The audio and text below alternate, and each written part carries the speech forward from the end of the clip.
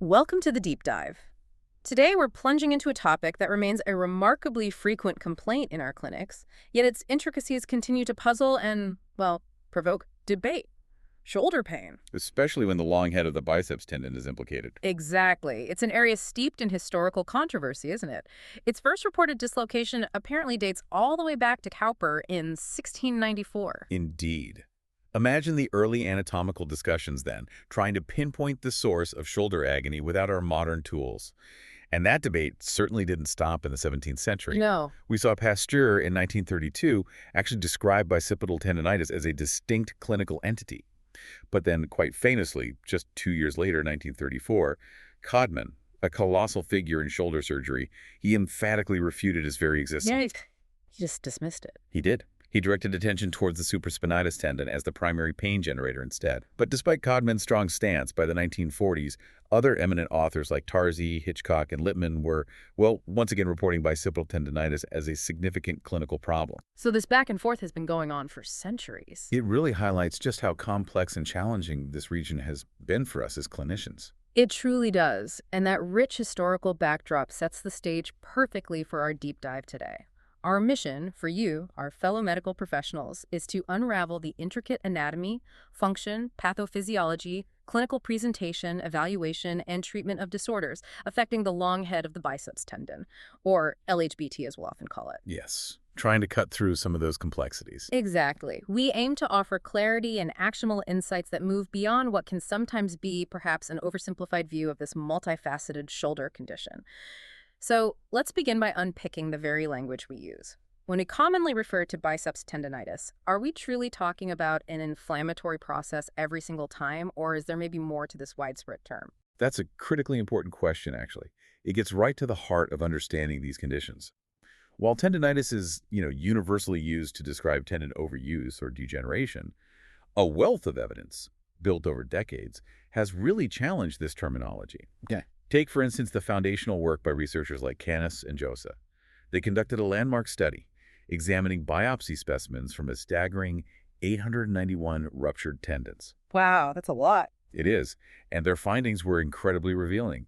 They demonstrated that tendon degeneration is actually quite infrequently associated with inflammatory cells within the tendon itself. In fact, their rigorous work showed that 97% of these ruptured tendons exhibited clear degenerative changes. 97%. That's a powerful statistic.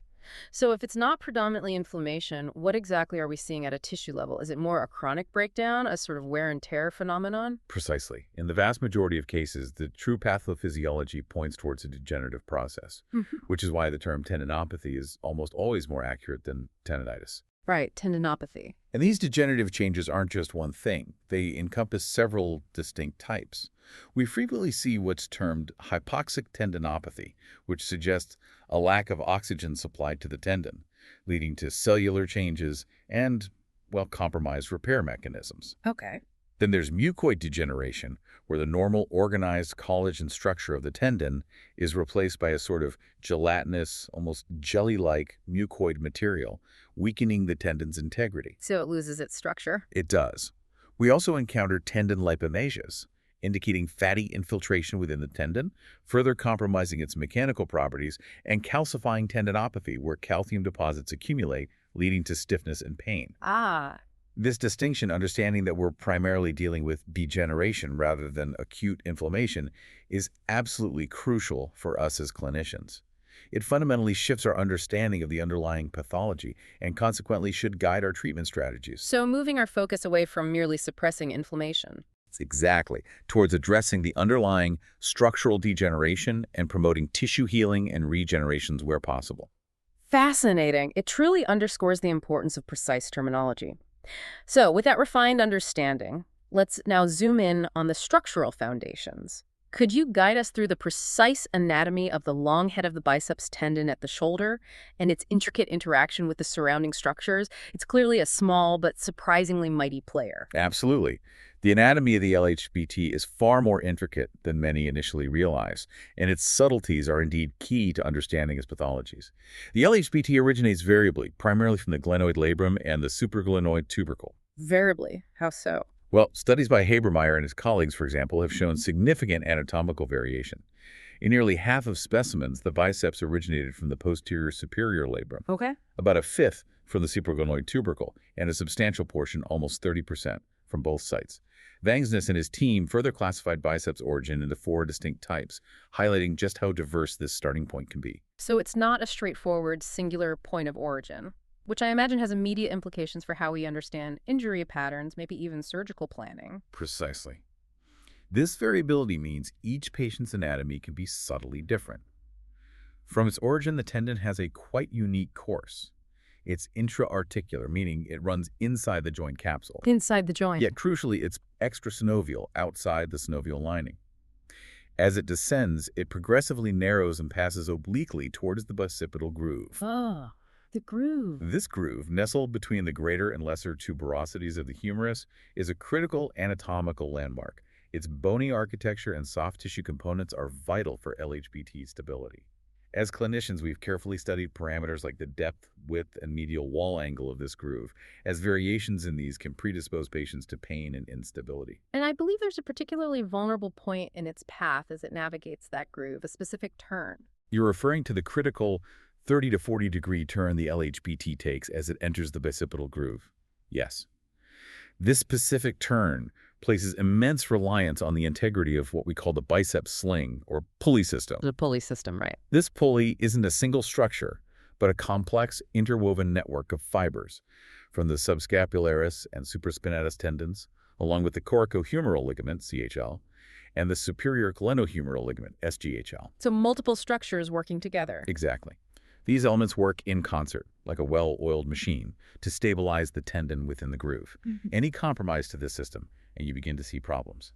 Instability. And thinking back to my own training, I remember significant emphasis on the transverse humeral ligament as a primary stabilizer. Has our understanding of its role evolved? Because you didn't mention it in that pulley list. That's an excellent point, and indeed our understanding has changed quite significantly. Historically, the transverse humeral ligament, or THL, was believed to play a primary role in bicipital groove stability. However, this role has now largely been refuted. Many authors actually question its existence as a truly distinct anatomical structure. Really? Does it even exist? Well, many view it more as just a continuation of fibers from the subscapularis, supraspinatus, and CHL rather than an independent entity. What's particularly fascinating from recent histological studies is the identification of free nerve endings in this region. Nerve endings. So, pain. Exactly. This suggests a possible role as a pain generator in the anterior shoulder, which is a significant shift in perspective from its previously perceived primary function as a mechanical stabilizer. So it might hurt, but it's not holding the tendon in place. Essentially, yes. While it might contribute to the pain a patient experiences, it's no longer considered the main mechanical restraint of the biceps tendon in the groove itself. That truly reframes quite a bit about anterior shoulder pain then, and its function at the shoulder itself. This seems to be another area of, well, considerable debate, particularly when we start contemplating surgical interventions like tenodesis. It is, and this is a crucial point for clinical decision-making. The exact function of the LHBT at the shoulder remains highly controversial, and it's something we absolutely must consider when discussing surgical options. We actually have very little robust experimental evidence, and the data that does exist can sometimes be contradictory. So what did earlier thinking suggest? Neer, back in the 1970s, proposed that the LHBT's stabilizing role varied depending on the position of the elbow. However, subsequent biomechanical studies, particularly cadaveric models, have largely suggested a more passive stabilizing role for the tendon. Passive, so it's not actively firing to keep the shoulder stable during movement in most healthy individuals. Not to a significant degree that contributes to dynamic stability, no. Jobe and Perry, through their detailed electromyographic analysis of athletes during throwing motions, found that peak biceps muscle stimulation primarily occurred during elbow flexion and forearm deceleration. Okay, so more at the elbow. Yes. Crucially, they observed very little proximal biceps activity in the earlier, more dynamic phases of throwing. This aligns with the current consensus, which is that in most normal, healthy patients, the LHBT plays a negligible role in the dynamic stability of the shoulder. Right. Its primary recognized function is as a strong forearm supinator and a weak elbow flexor. This understanding is profoundly clinically significant, especially when we contemplate surgical procedures like a biceps tenodesis. How so? It guides our patient discussions about potential functional deficits or lack thereof regarding shoulder stability postoperatively, allowing us to manage expectations effectively. We can reassure them that losing that proximal tendon isn't likely to destabilize their shoulder joint. Yeah, it's a crucial distinction for clinical practice, clarifying why certain surgical decisions might be made. Now, given this intricate anatomy and our evolving understanding of its function, what are the various ways the long head of the biceps tendon can actually go wrong, leading to subluxation and the pain that brings patients into our clinics? Well, the disorders affecting the biceps tendon can be broadly categorized, though it's important to note that these categories often overlap significantly in real-world patients. Classification systems, like those by Yamaguchi and Bendra, typically divide them into inflammatory, instability, and traumatic types. Okay, let's start with inflammatory. Starting with inflammatory conditions, often still colloquially termed bicipital tendinitis or tenosynovitis, these are most frequently secondary to impingement beneath the coracoacromial arch. Secondary, so caused by something else. Exactly, as proposed by Neer. This means the inflammation isn't typically isolated, but occurs because the tendon is being compressed or rubbed. There's a very strong association with rotator cuff pathologies. Ah, the rotator cuff connection again? Yes. Neviancer, as early as 1982, demonstrated a clear relationship between increasing inflammatory changes in the LHBT and the severity of rotator cuff injury and tendinopathy. We also frequently see it coexist with external or internal shoulder impingement and glenohumeral arthritis. It rarely happens alone. Very rarely. Now, primary bicipital tendinitis, meaning isolated inflammation without another clear cause, is far less common and less understood, though it does occur in younger athletic populations, especially in overhead sports like baseball, softball, and volleyball. Right, the repetitive overhead motion. And the chronic end-stage degeneration of the LHBT can ultimately lead to spontaneous rupture, which presents classically as the Popeye deformity in the upper arm. The very visible sign of a complete tear. So it's often a downstream effect of other shoulder issues, except for those specific athletic cases then. Precisely. And that naturally leads into overuse and degeneration. Repetitive overhead activities, prevalent in athletes and those with physically demanding jobs, cause significant wear and tear. Just wearing it out over time. Exactly, leading to both inflammation, that tendinitis component, and more often degeneration or tendinosis tendinopathy. This increases the tendon's susceptibility to injury and instability. It's particularly common in athletes over 35 and non-athletes over 65. So age is a factor there. Definitely. Either acute tendinitis from sudden overuse or chronic tendinosis from prolonged repetitive use can develop. Then there's mechanical impingement, where the biceps tendon is physically compressed under the coracoacromial arch. Like getting pinched. Yes.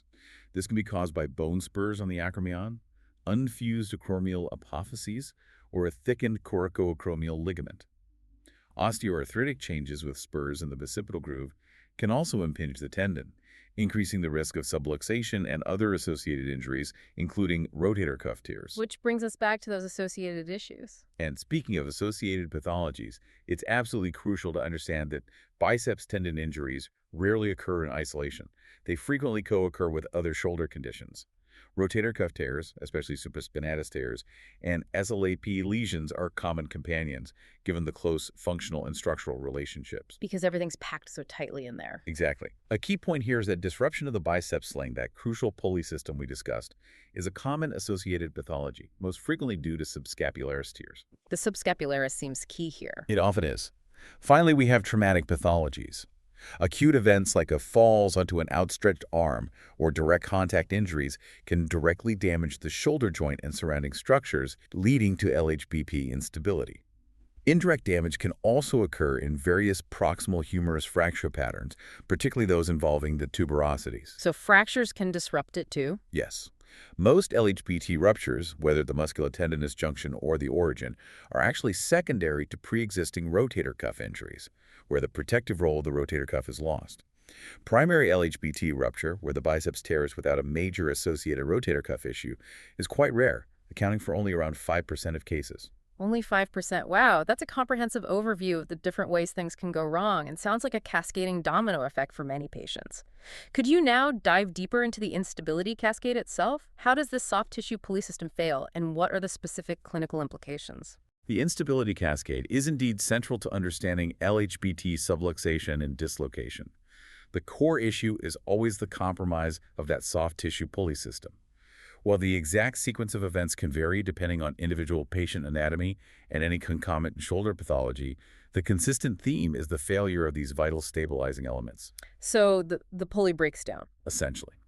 Habermeyer and his colleagues back in 2004 identified 4 different subtypes of soft tissue injury patterns that lead to this instability.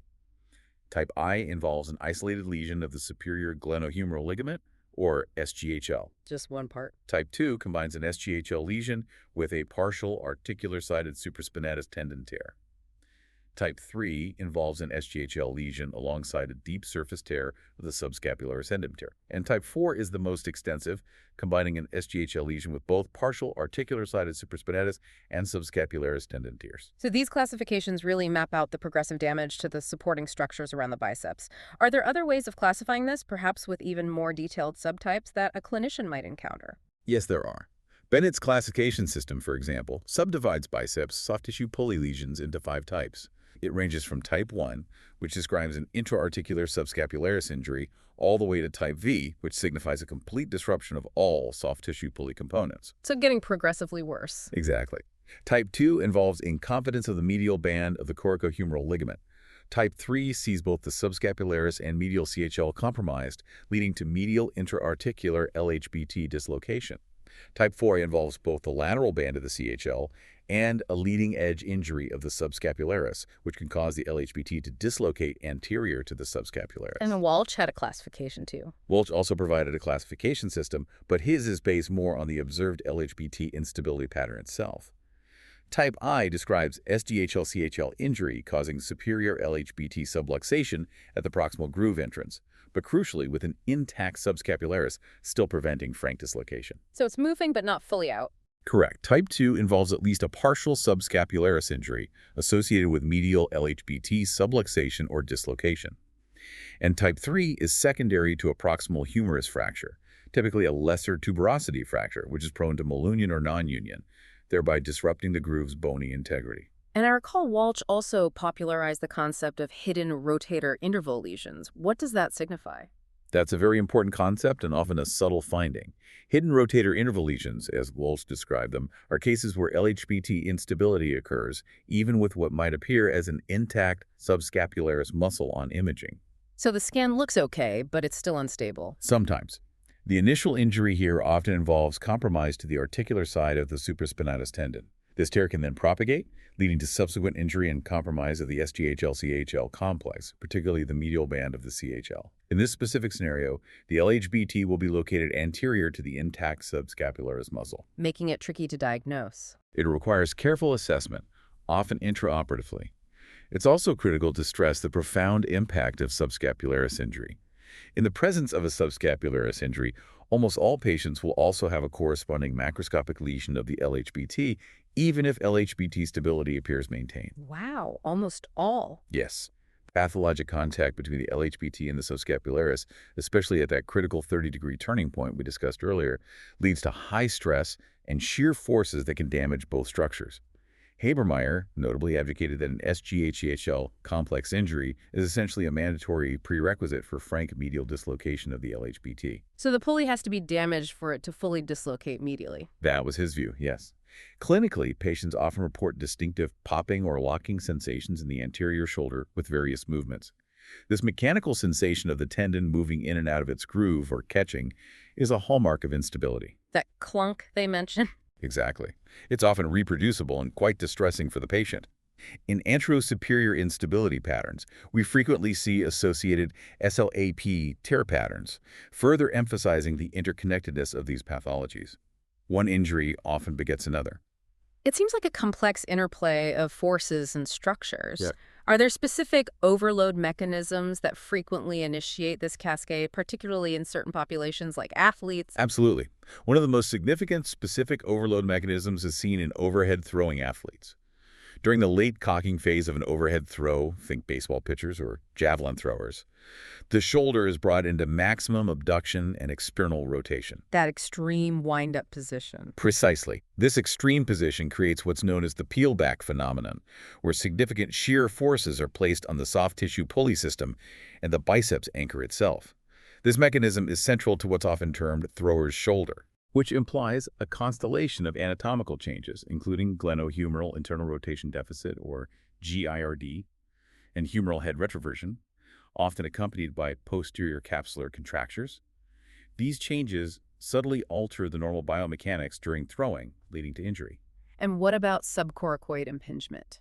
Another distinct mechanism is subcoracoid impingement. This is defined as the pathological abutment of the subscapularis tendon between the coracoid process and the lesser tuberosity. This can lead to degeneration of the soft tissue pulley sling and the subscapularis tendon insertion itself. It's often associated with a narrowing of the coracohumeral interval, which further predisposes the shoulder to these issues. So less space for things to move. Essentially, yes. Understanding these specific mechanisms is key to both prevention, by modifying activity, and targeted treatment, by addressing the underlying biomechanical faults. So we've talked about the mechanics and the gross pathology, how things can fray and tear. But at the cellular level, what does the tissue actually tell us? Does histology truly correlate with what we see clinically, or are there surprises there too? That's another critical point where our understanding has truly evolved, and it often surprises clinicians. Currently, the degree of histologic severity of LHBT disease does not consistently correlate with the degree of pathology seen on MRI or from direct intraoperative inspection. Really? No correlation? Not a strong, consistent one. This is a significant disconnect between what we see visually and what's happening microscopically. Similarly, studies suggest that the duration of a patient's symptoms also doesn't consistently correlate with the histologic severity observed under the microscope. So how long it's been hurting doesn't match how bad it looks microscopically. Often not, no. What we do consistently find, however, is that the more proximal zones of the LHBT, that is the intra-articular and bicipital groove portions, consistently demonstrate higher histologic grades of tendinopathy compared to more distal segments of the tendon. So the part inside the joint is usually worse off. Yes, highlighting the particular vulnerability of that intra-articular segment to degenerative changes. It's a crucial area of stress. Can you elaborate on what these histologic grades actually look like under the microscope? I imagine it's a progression from subtle changes to a more profound breakdown. Of course, histological grading provides a microscopic view of this degenerative process. Think of it like seeing a perfectly woven fabric slowly unravel. Grade 0 represents a normal tendon. Normal, healthy tenocytes, no myxoid degenerative material, tightly arranged, parallel collagen bundles, inconspicuous blood vessels, a pristine structure. Okay, at the baseline. Moving grade the first, you start to see the first signs of wear. Tenocytes begin to appear rounded, small amounts of that gelatinous myxoid material are present, slight separation of collagen bundles, minimal capillary clustering. The fabric is just beginning to loosen. Minor fraying. Grade 2 shows more significant changes. Tenocytes are distinctly rounded and enlarged, moderate to large amounts of myxoid material. The discrete organization of collagen is lost, increased capillary clustering. Here, the fabric is visibly frayed. Getting worse. Finally, grade 3 represents severe degeneration. Tenocytes are prominently rounded and enlarged, abundant myxoid material, collagen is highly disorganized, loss of microarchitecture, significantly increased capillary clustering. The fabric is extensively torn, its structure profoundly compromised. That's a very detailed and vivid picture of the cellular degradation. Are there other associated microscopic findings? Yes. Regardless of the tendinopathy grade, the surrounding bicipital sheath or synovium typically shows varying degrees of synovial hypertrophy, hyperplasia, and proliferation. So the sheath gets inflamed or thickened. Yes. In terms of cellularity and the apoptotic index, the percentage of cells undergoing programmed cell death, it's a complex picture. Cellularity and apoptosis minimally increase in low-grade tendinopathy, peak in moderate grade, and then cellularity actually decreases in severe tendinopathy, while apoptosis continues to increase. Suggesting cell death outpaces repair in severe cases. That's one interpretation, yes. But the truly crucial histological finding, reinforcing our earlier discussion about terminology, is that acute inflammatory changes are rarely evident upon histological analysis. Rarely any inflammation, even when it hurts. Rarely significant acute inflammation within the tendon itself. This holds true regardless of patient age, symptom severity, or duration. It consistently reinforces the concept that tendinopathy is predominantly a degenerative, not primarily an inflammatory process. Which has profound implications for treatment, as you said. Absolutely. Pushing us towards regenerative strategies rather than purely anti-inflammatory ones. That's a powerful point.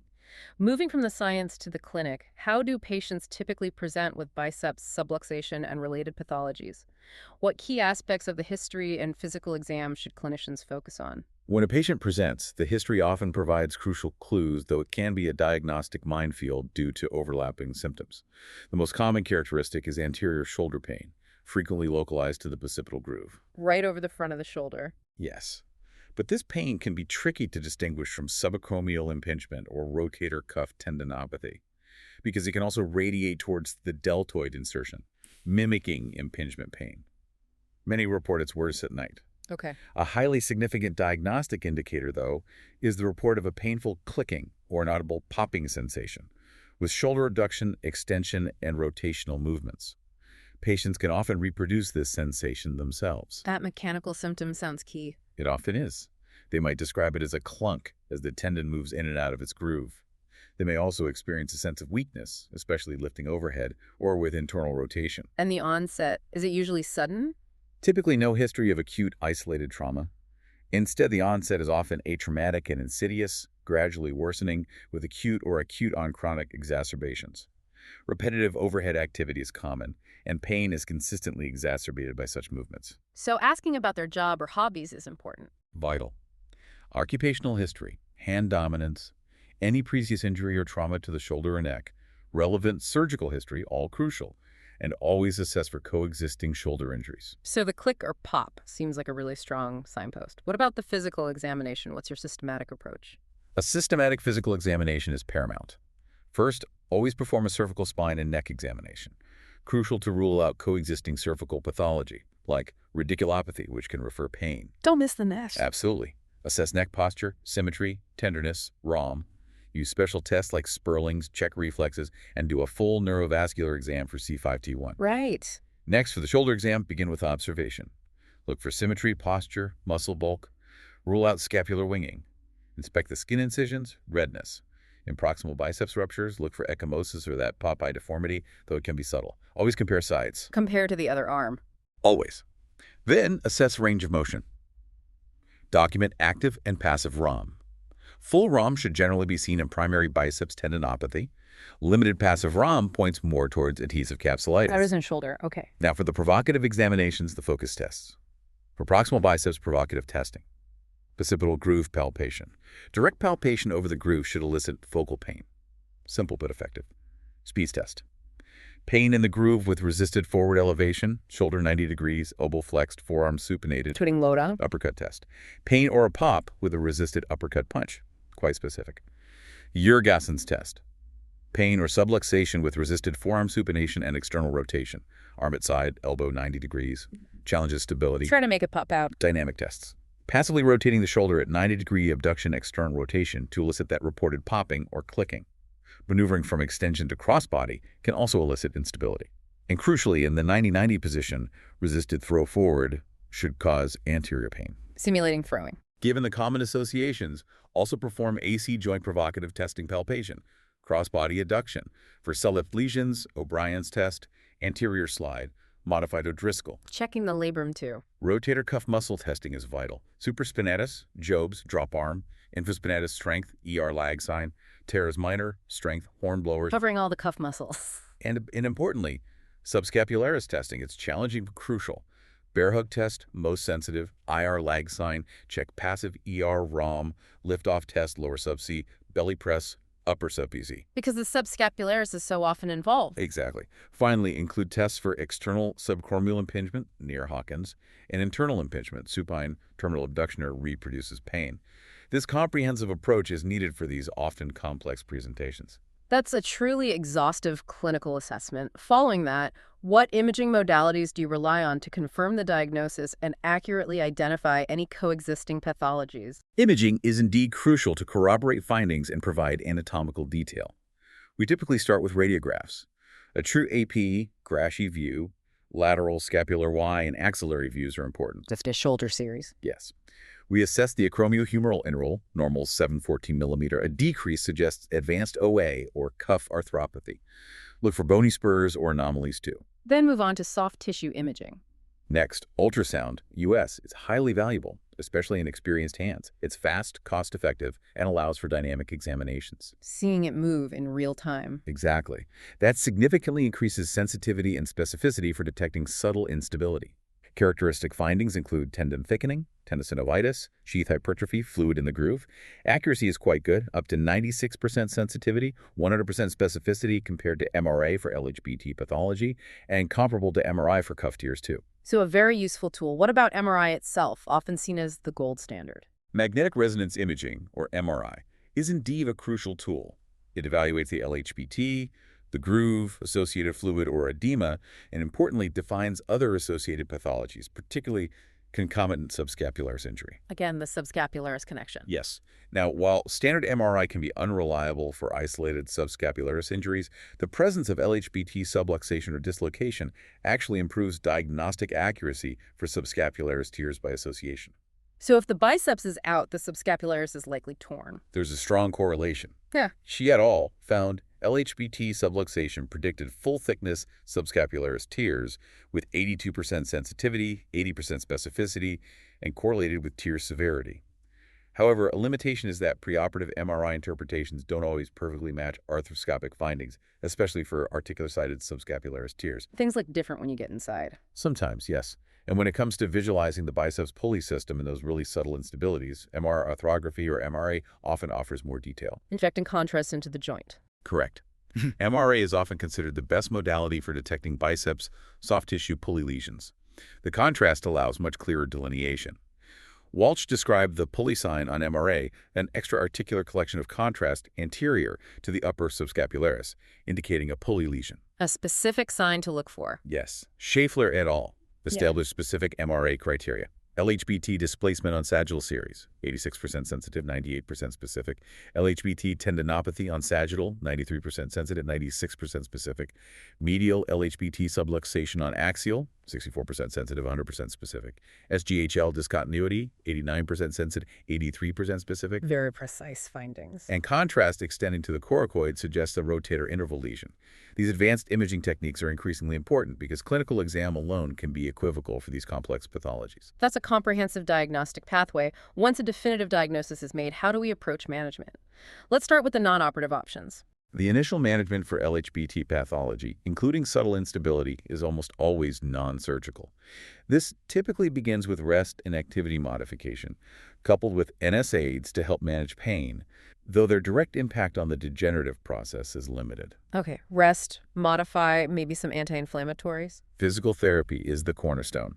Successful regimens must target the underlying contributing factors, GIRD in athletes, poor trunk control, scapular dyskinesia, internal impingement. Fixing the root cause, not just the symptom. Precisely. Strengthening focuses on restoring muscle balance across the shoulder girdle cuff, parascapular muscles. Also focus stretching on anterior structures like pec minor. Preliminary animal studies show some promise for things like dry needling, but more human trials are needed. And what about injections? They're often used, but location and technique seem critical. Absolutely right. Injections are a reasonable non-operative option. But there's controversy regarding technique, ultrasound-guided versus blind, and location subacromial, intra-articular, or groove sheath.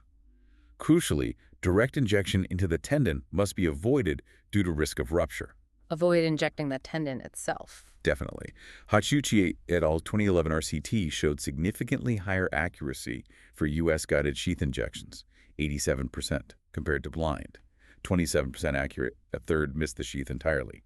Guidance is key for safety and efficacy. Despite these conservative measures, do many patients still end up needing surgery? Yes, that's the reality for a significant proportion. While many get relief, a significant number may still require surgery if measures fail or if there's persistent instability, and delayed surgery after failed conservative management could potentially lead to complications or prolonged recovery. Timely decision-making is important. When non-operative strategies fall short, surgery becomes necessary. Could you elaborate on the key indications and then walk us through the various surgical techniques? Certainly. Surgical management is indicated for persistent pain and disability, despite a good trial, usually 6 to 8 weeks, of non-operative management. When conservative treatment fails. Yes. Also for persistent LHBT instability causing pain and limiting desired activities. Concomitant pathologies like significant partial thickness, LHBT tears, over 25–50% with confirmed biceps pulley lesions, lesser tuberosity injuries causing instability. Clear anatomical problems. And importantly, for younger active patients like athletes or laborers with significant LHBT instability, early referral for surgical consideration is often warranted due to their high functional demands. Okay. What's a diagnostic approach during arthroscopy itself? I understand there's a dynamic element. Absolutely. Arthroscopy is invaluable. After standard diagnostics, we advance a scope into the anterior compartment, focusing on the pulley components. Then, crucially, we perform a dynamic exam, internally and externally rotating the arm to check for LHBT instability or pulley laxity, using a probe to assess movement. Testing it directly. Yes. Bringing the arm into forward elevation with rotation checks for medial inferior subluxation or entrapment, we meticulously probe the SGHL-CHL complex and subscapularis. The LHBT is pulled into the joint under traction to inspect the extra-articular part. A rush of yellow synovial fluid often indicates tenosynovitis. We look for fraying, tears, and assess the cuff during motion.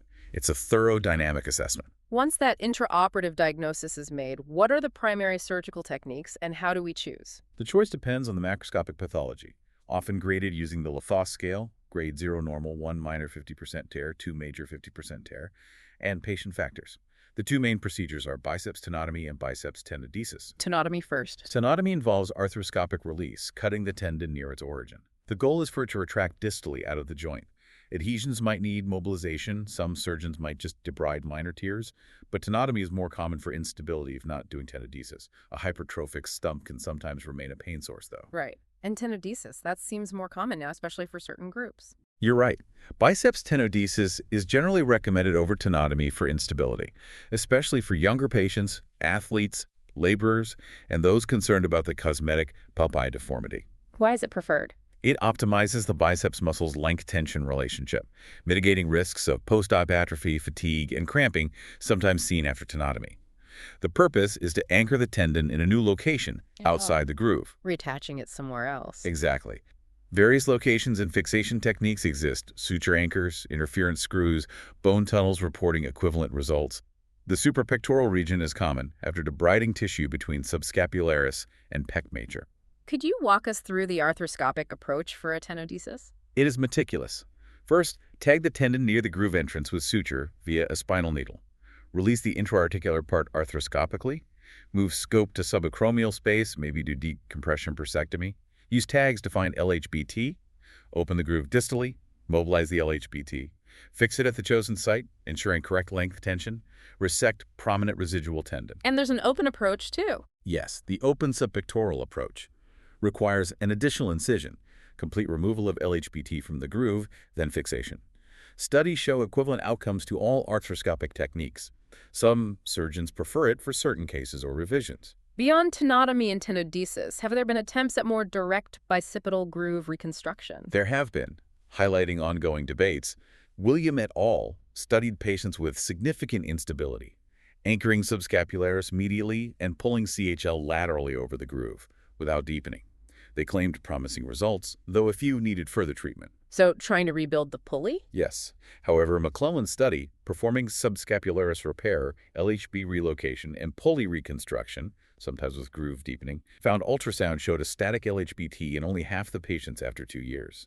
He concluded no apparent benefit compared to tenotomy or tenodesis. So, mixed results on reconstruction. Very much so. It suggests simply reconstructing the pulley might not be the definitive solution. The anatomy is hard to reliably restore. What about more innovative approaches, like a tendon transfer? Yes, Verma et al. Devised a modified transfer for partial tears, 50%. They transferred the LHBT to the anterolateral surface of the conjoint tendon. Transferring it to another tendon. Correct. Claimed advantages: rapid tendon healing, better cosmesis, reduced pain, anatomical pull. Reported 80% positive outcomes at 2+ years follow-up. It's an interesting option for specific indications. So the choice is highly nuanced, depends on pathology, patient age, activity, occupation, cosmetic concerns. Never one size fits all. It's clear the surgical choice is nuanced. For patients undergoing these treatments, particularly surgery, what can they expect regarding recovery timelines, potential complications, and how do outcomes compare between approaches? Overall prognosis varies significantly. Depends on injury severity, concurrent injuries, and adherence to rehab. Mild, moderate cases often do well conservatively, but severe recurrent subluxations often need surgery. And post-surgical recovery, how long does it typically take? It's a structured process, often 6 months or longer for full recovery, especially for high-demand activities. Starts with mobilization, then progressive rehab for strength and ROM. Most return to normal daily activities within months, significant pain function improvement often within 4 weeks post-op. But strenuous activity swimming waits are delayed several months. So, generally positive outcomes, but patience is needed. How do patient satisfaction and functional outcomes compare specifically between tenotomy and tenodesis? Literature shows high patient satisfaction and positive outcomes long-term for both. Meeks et al., 2017, found 90% of tenotomy patients satisfied or very satisfied. 95% would have surgery again. High satisfaction even with tenotomy. Yes. And studies generally show no appreciable difference in elbow flexion forearm supination strength recovery between tenotomy and tenodesis patients. Functionally, both work well. What about postoperative complications? Where do they differ? This is where we see key differences to counsel patients on. For biceps tenotomy, cosmetic Popeye deformity, rates range widely, 10–70%, but patient dissatisfaction is typically low, 5–10%. Many find it less bothersome than the pain. The look doesn't bother most people? Often not. Muscle spasm cramping, 15–25% of cases. Residual biceps pain, stump irritation, 10–20%. Mild residual weakness, up to 30%. Moderate severe, 10–15%, though often not functionally significant day to day. Okay. And for biceps tenodesis? Residual anterior shoulder groove pain, this is heavily debated. Previous reports documented revision rates as high as 45%, which was concerning. Very high. However, more recent, larger studies show contrasting data. Burkhardt et al., 2015, over 1,000 patients, reported a much lower overall revision rate of 4.1% and only 0.4% specifically due to biceps tenodesis complications or symptoms. That's a huge difference. Suggests techniques have improved. It certainly challenges those earlier high rates, yes. Modern techniques seem more reliable. Cosmetic Popeye deformity, lower rates in tenotomy, typically 5–10%. Muscle spasm cramping, lower rates 5–10%. Biceps pain, lower rates 5–10%. That's a vital distinction, particularly the more recent data. How do the postoperative and rehab protocols differ? Key differences, mainly in initial protection. For biceps tenotomy, sling use shorter, 1–2 weeks. Comfort, active ROM starts early, 2–4 weeks post-op, sling off. Strengthening starts 4–6 weeks post-op. Return to light work 3–4 weeks. Full duty 1–3 months, depends on demands. Unrestricted activities 3–4 months. Less restrictive rehab. Quicker progression. And biceps tenodesis? Longer mobilization. Sling for 3–4 weeks to protect the repair site. Initial phase. Passive elbow ROM. Grip strengthening. Gentle movements. Critical. Avoid resisted elbow flexion forearm supination until about 6 weeks for healing duration. Protect the repair. Goal. Full active passive shoulder ROM by 6 weeks, progressing gradually. Return to light work similar, 3–4 weeks. Full duty slightly longer, 2–4 months. Unrestricted activities, 3–4 months. More graduated protective rehab. It's clear managing patient expectations on cosmetics and recovery timelines is critical. To conclude, what practical preventative strategies can we share with patients to minimize the risk of developing these issues? Prevention is absolutely key. Several actionable strategies. Firstly, activity modification. Be mindful of repetitive overhead activities, especially heavyweight shy impact. Vary routines, reduce intensity to avoid overuse. Mix it up. Secondly, proper posture. Often underestimated. Avoid slouching, hunching, sitting, standing, exercising. Good posture promotes proper shoulder alignment, reduces stress. Sit up straight. Essentially, yes. Thirdly, warm up and stretching. Vital before activity, increases flexibility, blood flow, reduces injury likelihood. Gentle, shoulder-specific stretching. Prepare the tissues. Fourth, gradual strength building. Progress gradually in weightlifting resistance training. Avoid sudden strain. Allow adaptation. Strengthen the entire shoulder girdle cuff, upper back for a stable base. Build a strong foundation. Fifth, a critical measure, avoiding smoking. Research shows nicotine use increases tendon damage risk, impairs healing by compromising blood supply, non-negotiable for tendon health. Smoking impacts tendons too. Significantly. And finally, cross-training and activity variation. Engage in different exercises, builds overall strength, reduces overuse injuries, develops well-rounded capacity, avoids repetitive strain. These proactive steps make a real difference. These are excellent, actionable pieces of advice for our listeners to pass on. And speaking of well-being, managing these complex pathologies often requires more than just one practitioner. What is the importance of a truly interprofessional team approach? You've hit on a vital point. Managing LHPT pathology spans such a broad spectrum. Optimal outcomes absolutely require a truly interprofessional team approach, not managed well in isolation. Who should be on this team? The core team ideally includes an orthopedic surgeon, sports medicine physician, dedicated physical therapist, pharmacist, often underestimated specialty trained nurses, orthorehab, GPs, geriatricians. For athletes, integrate coaches and athletic trainers. So each plays a distinct role, but synergy is key. Could you elaborate on some specific roles? Of course, physical therapists are crucial. Front line for addressing underlying risk factors, imbalances, dyskinesia, poor trunk control, assess movement, implement targeted rehab, foundational for conservative and post-op recovery. Restoring function. Pharmacists play a critical background role. Evaluate meds, check interactions, assess compliance. Their insights are invaluable for optimizing pain management and safety. Often overlooked but vital. Specialty trained nurses are essential for patient education and support. Bridge the gap. Educate patients' families on condition, treatment, post-op care. Report issues back to the team, ensuring early intervention. Consistent point of contact. Holding it all together. And when should primary care clinicians refer to a specialist within this team? Critical decision point. Referral principles include persistent or worsening symptoms despite 68 weeks of good non-op management, PT, anhesides, activity mod injections. Time for specialist input. If it's not getting better. Imaging clearly confirming subluxation or dislocation. Often necessitates surgical consideration. For young, active patients with primary instability, consider early referral due to high demands. Don't wait too long for athletes' labors. And finally, post-op Popeye deformity causing concern, failed tenodesis, or symptomatic spontaneous rupture, refer to a surgeon experienced in correction revision. Specific expertise needed there. And to wrap up, how crucial is patient education and expectation management within this collaborative framework? Paramount. Cannot overstate it. Educate patients on possible etiologies, common coexisting pathologies, for example, cuff injury with biceps issues. Explain they aren't isolated problems. Manage expectations about what might be found or done. Precisely. Especially regarding whether a simultaneous procedure, like tenotomy tenodesis, will occur sometimes decided intraoperatively. Transparency prevents surprises, builds trust, improves satisfaction, and rehab adherence. The entire team contributes to this continuous education. We've covered a truly extensive and critical area of orthopedic practice today, from the historical controversies surrounding the long head of the biceps tendon to the nuanced diagnostic approaches and the array of treatments. Your insights have been exceptionally illuminating, offering a real deep dive into what can be a perplexing condition. Thank you for sharing your expertise. It's been a pleasure to discuss such a vital topic. To our listeners, I trust this discussion has provided you with an enhanced framework for assessing, diagnosing, and managing biceps subluxation and related pathologies.